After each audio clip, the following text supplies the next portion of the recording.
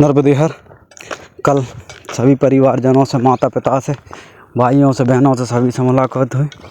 बहुत अच्छा लगा सभी से मिलके, आत्मा प्रसन्न हो गई। और क्योंकि क्या है कि हम सब लोगों की स्टील बॉडी है, इसलिए दर्द कम होता। बाकी सामने किसी का दर्द नहीं छलका। कार में बैठने के बाद परिस्थितियाँ क्या बनी होंगी वो अलग बात है, मगर सामने सभी हंसते मुस्कुराते ही रहे। लग सुबह 6 बजे सभी से विदाई ली और विदाई लेकर अपनी यात्रा हम आगे बढ़ाएंगे। दादी से यादव जी आए थे हमारे विदिशा से, माता जी पिताजी सब लोग, सबसे विदाई लेकर हम अपनी यात्रा आगे की ओर अग्रसर कर रहे हैं।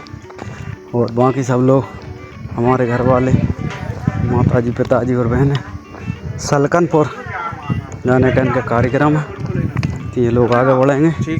यहाँ से जब हम आगे बढ़े थे तो हम पहुँचेंगे साहेगंज, और साहेगंज से फिर आगे अपनी यात्रा बगलवाड़े के लिए।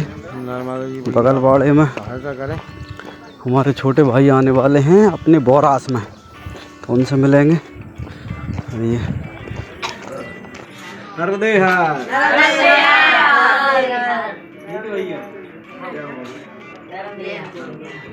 और सभी से विदाई लेकर यहाँ से 8 किलोमीटर दूर है साहेगंज। हम साहेगंज पहुँचे तो हमारे मित्र नीरज तिवारी जी, पुलिस वालों का फ़ोन आया कि भाई कहाँ हम आए हुए हैं। तो ये पीछे से कार लेके आ गए 3-4 किलोमीटर। आज साहेगंज में थे और हम 4-5 किलोमीटर आगे आ गए, ढूंढते ढूंढते आ गए साहब। पुलिस में होने का जो फायदा है, कहीं भी आदमी को ढूंढ सकते हैं।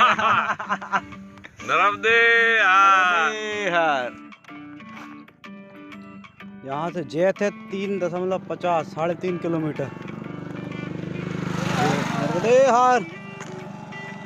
अभी हम जैत गांव पहुंचने वाले हैं। यहाँ से 3.5 किलोमीटर पे जैत गांव है।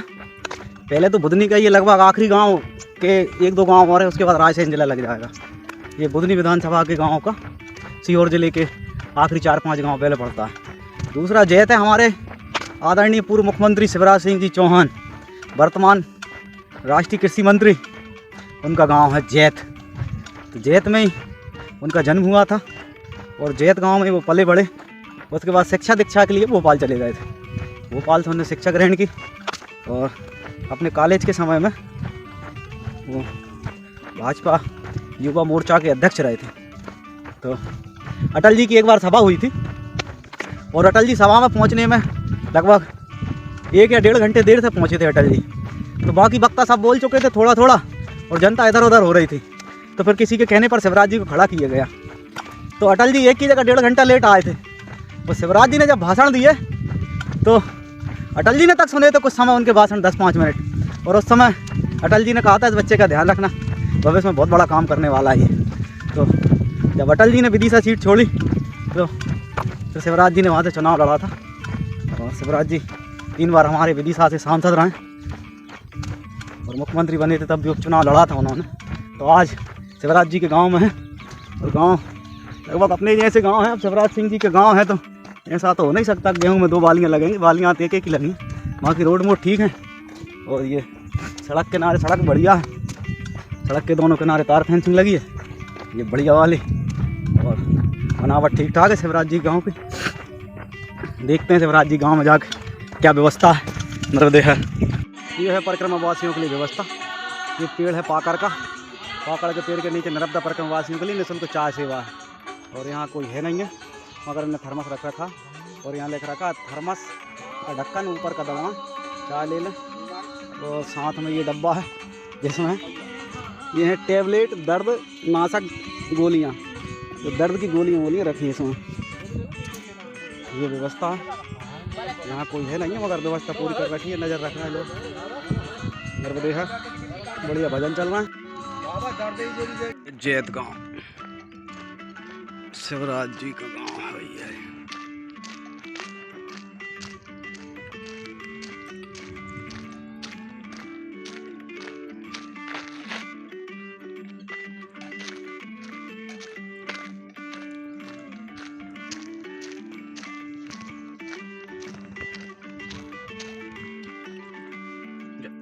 कौन भोपाल में रहने लगे।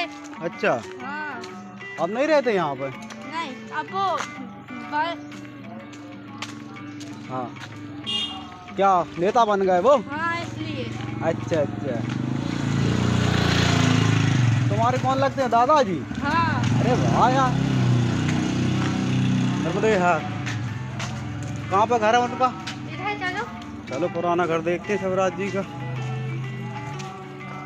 बताओ नर्मदे हाँ, अभी हम शिवराज जी गांव में, और ये बालिका शिवराज जी की होती है ना?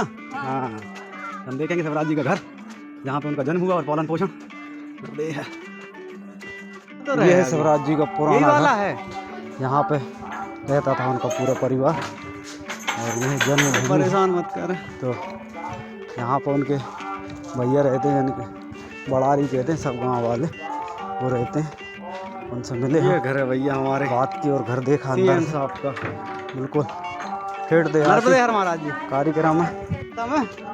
तो मैंने कहा शिवराज जी का घर देखना, बड़ारी के हिस्सा में आओ जो घर, तो बड़ारी रहते हैं इसमें, इस चक्कर में आया था। मैंने कहा देख लें आप, घर वही पुरानी साहब में बहुत है उनका, जो गाँव में परंपरागत घर रहते हैं उसी तरह से बना हुआ है। कबीलू चढ़े हैं ऊपर। ये है भैया घर, आज ये पुरानी व्यवस्थित है घर, बना हुआ है, लेकिन बना पूरा परंपरा, पुरानी परंपरा के हिसाब से ही है। ये घर के अंदर से हमने लोगों को भी पता चले कि हमारे शिवराज जी आज ही वही पुराना ठाट बाट है, कोई अंतर नहीं है साहब। हमारे जैसे घर बने किसानों के, वैसा का वैसा बना हुआ है, रंग रोगन के अलावा कोई चीज नहीं। इसी घर में रहते थे पहले, सब पुराना चौका तो बना हुआ है, लेटरिन बाथरूम, टंकियाँ रखी हैं, खटियाँ रखी हैं। अंग्रेजी शिवराज सिंह जी का जन्म स्थल ग्राम जैत में उनका पुराना घर, और जैसे हमारे गांव में अक्सर घर है भैया शिवराज जी का घर, ऐसा घर है। अब इसको देख के आप बात की हम अंदाजा लगाओ, हमारे सीएम साहब का घर है। उधर नए घर भी बन गए हैं कुछ, बिल्कुल सादा सरल, वो भी देखते जाना आप। उधर हमारी जो उत्कंठा जन्मभूमि को देखने में थी, बाकी अब शिवराज जी हमारे सीएम रहे हैं 18 साल, तो इतना तो हम भी सोच सकते हैं कि नया घर बना ही होगा। नर्मदे बढ़ा रही उनके चाचा के लड़के हैं, वारी कुर्सी बंटवारा हुआ होगा उस समय, ये घर इनके हिस्से में आया है। सादा से यही है जन्मभूमि शिवराज सिंह जी की। इसके दर्शन ही कह लें, क्योंकि इतना जो बगल विद्वान, समझदार और जनप्रिय नेता जहाँ पे पैदा हुआ है, आप चाहे पक्ष में हो या विपक्ष में, नेता की स्वीकारता तो है समाज में। तो ऐसे शिवराज जी का 18 साल मुख्यमंत्री और आज कृषि मंत्री है, ऐसे नेता का गांव और जन्मभूमि देखने का सौभाग्य मान लें अपना, क्योंकि हमसे तो कम से कम 10,000 गुना वो ऊपर ही। तो यह है भूमि, गांव है, गांव कोई ज़्यादा वैसा नहीं है कि सीएम का गांव है तो सफाई जैसा चकाचक मामला नहीं है। यहाँ पे सफाई और जैत ये मुख्यमंत्रियों के गांव है, सादा जा गांव है, कोई ज़्यादा टीम टाम या लग्जरी वाला नहीं है। कुछ घर जो हैं वो बहुत बढ़िया भी बने हैं, और कुछ निचले तबके के जो लोग हैं उनके घर वैसे भी गांव कुल मिला के गाँव जैसा ही है। सीएम साहब का प्रभाव ज़्यादा नहीं दिख रहा गांव के ऊपर, जैसे अन्य गाँव में व्यवस्था है वैसी इसमें ऐसा नहीं है कि सीएम जी का गांव है तो चकाचक मामला वाला। गांव जैसे ही गांव है, साधारण। यही एक अच्छे नेता की पहचान होती है, सभी को समान रूप से देखे, अपना हो या पराया। यहाँ से 7-8 किलोमीटर दूर है गांव नांदनेर। यहाँ मन कामनेश्वर महादेव और महाकालेश्वर महादेव विराजमान है, उनके दर्शन किए। आज का रात्रि विश्राम नांदनेर गांव में ही है, यहीं पे भोजन प्रसादी भंडारे का बढ़िया दाल बाटी का प्रसाद पाया और यहीं रात्रि विश्राम किया। और ये सुबह स्नान ध्यान करके मंदिर के दर्शन किए। नर्मदे हर, नर्मदे हर, नर्मदे हर।